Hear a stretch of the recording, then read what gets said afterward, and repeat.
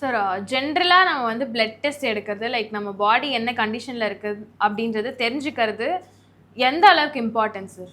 நான் சொன்ன மாதிரி இப்போ சுகரு, தைராய்டு இந்த மாதிரி டிசீஸ், இப்போ கொலஸ்ட்ரால் இதுக்கெல்லாம் வந்து சிம்டம்ஸே கிடையாது.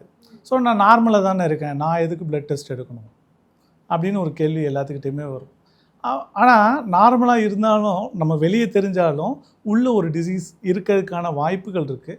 ஸோ நம்ம ஏர்லியராக அதை கண்டுபிடிக்கிறதுக்கு blood test is the only way. அதனால் ரொட்டீன் ஹெல்த் செக்கப்ஸ் பண்ணிக்கிறது better. So every 6 months or every 1 year பண்ணிக்கிறது. எஸ்பெஷலி இப்போ கேன்சர் ஸ்பெசிஃபிக் ஹெல்த் செக்கப்ஸ் நிறையவே இருக்குது.